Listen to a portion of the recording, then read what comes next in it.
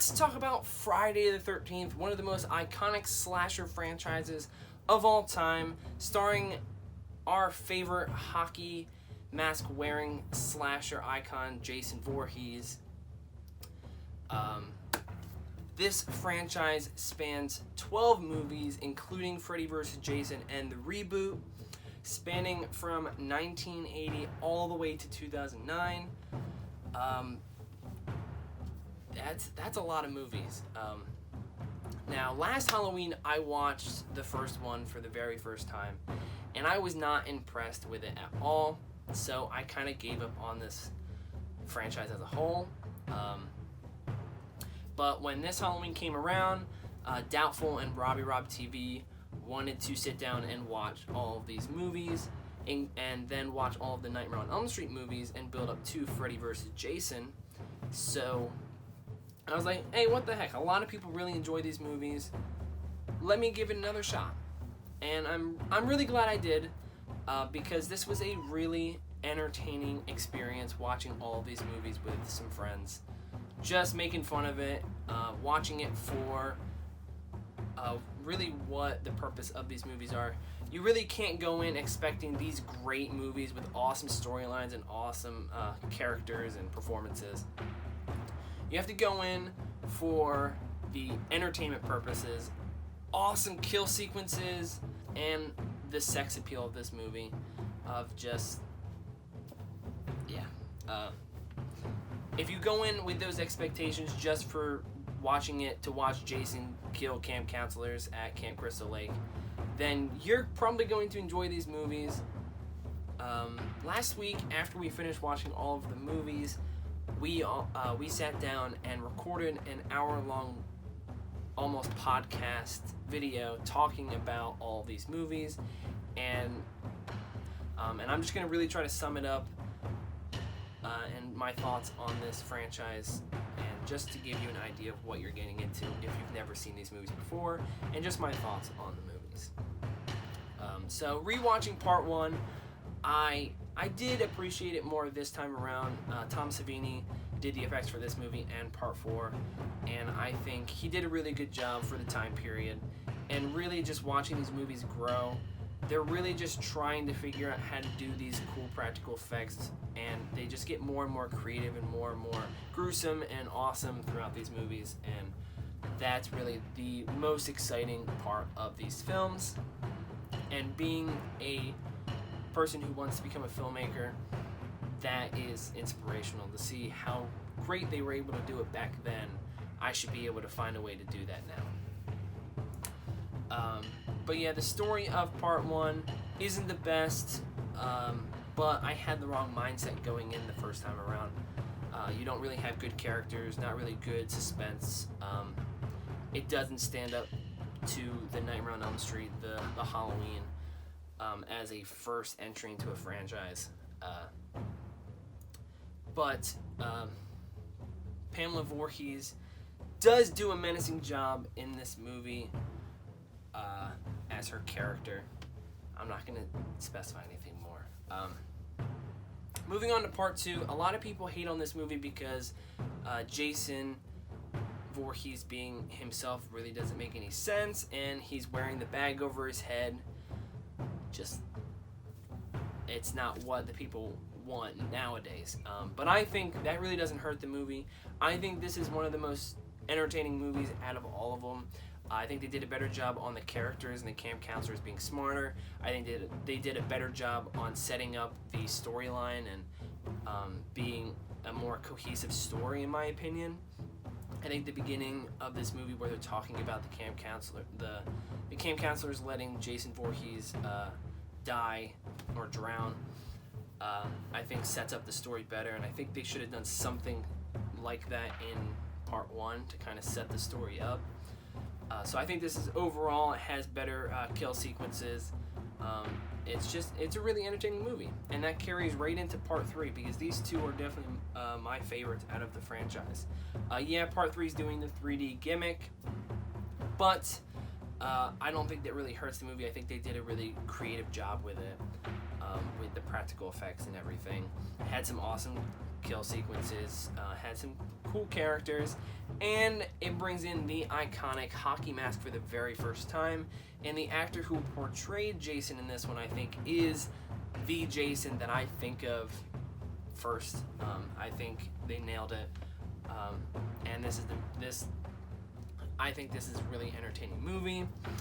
And then we get into the final chapter, part 4, where yes, there's more movies afterwards, but I think these first 4 movies, having that 4th one saying the final chapter, really is correct, because these first 4 movies are all about Jason murdering camp counselors at Camp Crystal Lake, and it kind of changes the movies that follow, kind of change up the formula. So yeah, there's more movies, but it is kind of the final chapter of this story. We're introduced to Tommy Jarvis, played by Corey Feldman, and he did a great job. The only thing, because a lot of people think this movie is the best one out of the franchise, and I understand why, because I do believe it has the best story and characters, but the first 2 acts focus so much on the characters. There aren't really that many kills, there really isn't much of Jason, so I wasn't really entertained by those first 2 acts, and I was just like, where's Jason? I'm here for Jason, that's what I want. And it just took a long time to get there, and then when we finally get to that 3rd act, Jason just is full-fledged, killing everybody. So it's awesome to see him, but it was kind of like anticlimactic, because we just follow these characters for an hour long and then dead. So, but it was a solid setup for Tommy Jarvis's character for part 5. Part 5, New Beginning, and I really liked what this movie did. I think the idea of switching it up, and now they're not at Camp Crystal Lake. Jason is quote-unquote dead. Tommy Jarvis is grown up and now living in a mental institution, and he is haunted by the memory of Jason Voorhees. And I was like, okay, I can get behind this. This is cool. This is a good twist on the character. And I was like, I'm liking this setup for what I was expecting for the ending. And then they were like, threw it in your face. Oh no, this is what we're gonna do as a plot twist. And like the whole movie, I was like, please don't have it be this way. And then that was the plot twist. And I was like, that was just so unsatisfying and anticlimactic. And it was too in our face. I was like, why didn't you do this? And then we got another plot twist in the last 5 minutes of the movie. That was the twist that I wanted. And I was like, why? What was the point of the first twist? And then the movie gets retconned. So I think part 5 had good intentions, but it is one of the worst movies because it gets retconned, and that twist was just stupid in my opinion. But part 6, Jason Lives, is one of the most entertaining movies out of this franchise, because they were like, we can't really take this seriously anymore. Jason Voorhees is back to life again. Let's just embrace it. So we got some awesome death sequences, awesome effects. Tommy Jarvis returns, recasted again, older, and now he is the heroic character that everybody loves.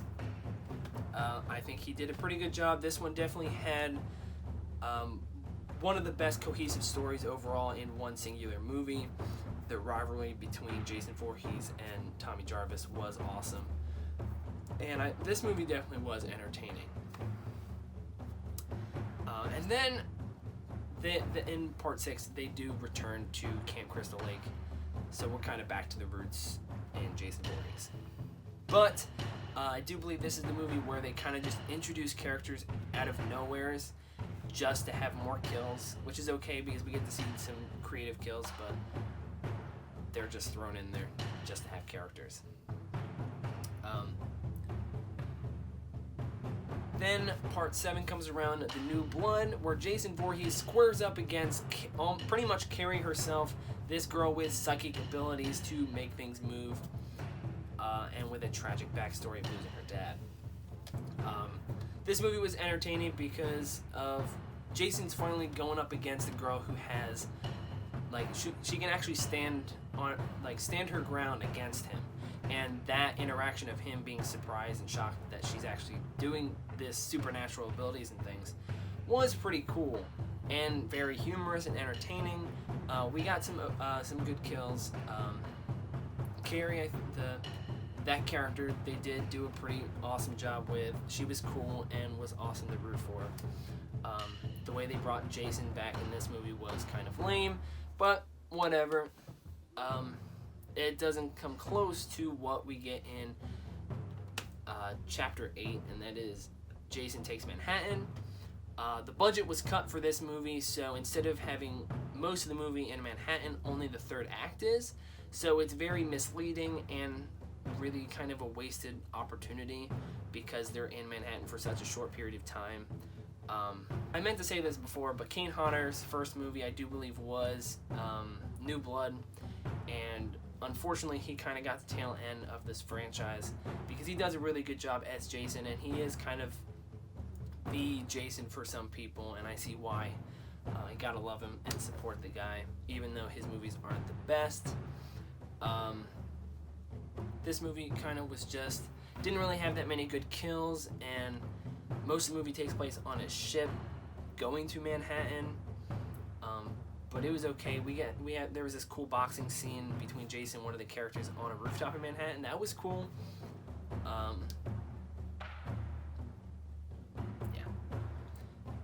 That leads into Jason Goes to Hell, the final Friday, which is a pretty interesting concept. It was definitely unique, and I gotta give it praise for that on being very unique, and it kind of could stand alone as just a horror movie outside of this universe, because now we find Jason taking control of other people's bodies, going to different people, trying to find his long-lost sister. And yeah, I mean, I expected this movie to be about Jason in hell, which is not. But we have a pretty good story. We have some cool characters and some good performances. We had some good kills.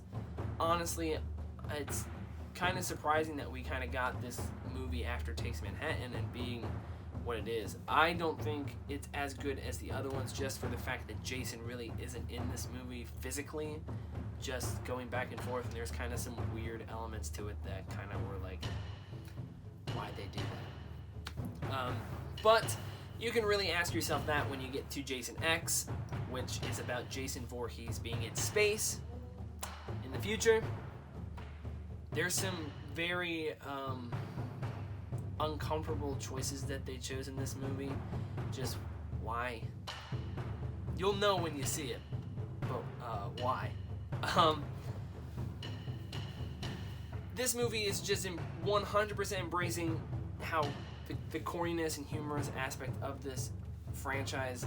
This movie is not good by any standpoint, but it was really entertaining, even when Jason becomes Uber Jason and is this cyborg, and it's kind of like, all right, okay,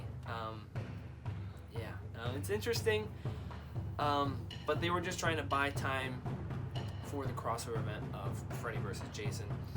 Jason X does have some pretty awesome kills, not gonna lie.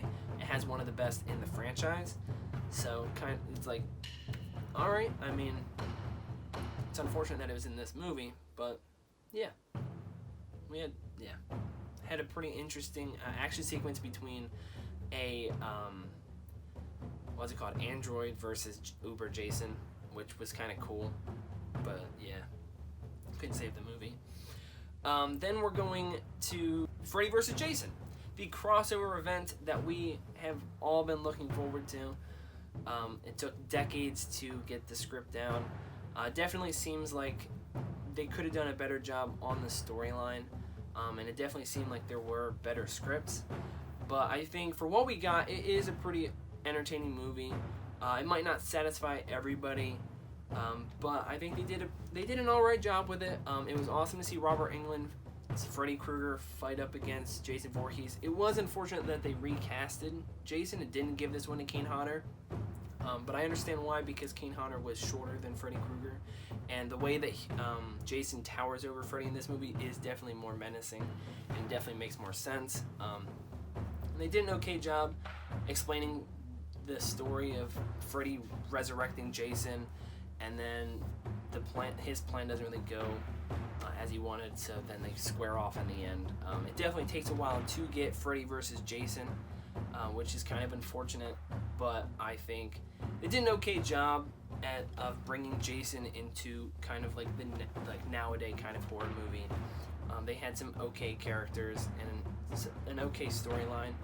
We got some awesome kills. It was awesome and very satisfying to watch Jason mow through people when he comes back, which was very satisfying because I watched this one after finishing Friday the 13th and then watching all the Nightmare movies, and I was just super excited to see Jason again. Yeah, I think they did an okay job.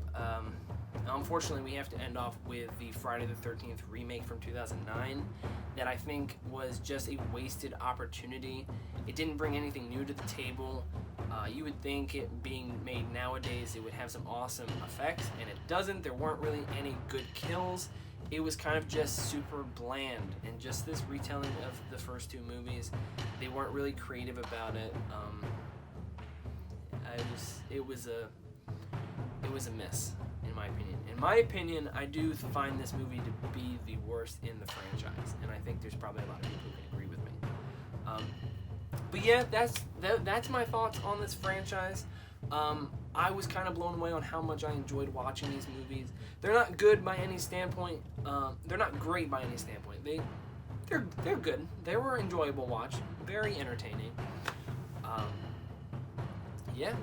I'm happy I watched this, and hopefully next week I can talk about the Nightmare on Elm Street movies, because I got a lot of stuff to talk about for those films also. Let me know down below your thoughts on this franchise. Have you seen these movies before? Did you watch them as a kid? That's why you like them now, or why you don't like them now, or maybe you'll go check them out after watching this movie. That would be awesome. But I know it's kind of tough to find these movies. I don't think they're on any streaming platform. We had to buy the collection on Blu-ray and then rent Jason X and Jason 4, or the Jason Goes to Hell. So, if you have the opportunity to watch these movies, I think you should if you're going in with the right mindset to just be entertained. Those are my thoughts. Friday the 13th, all 12 movies. Go check them out.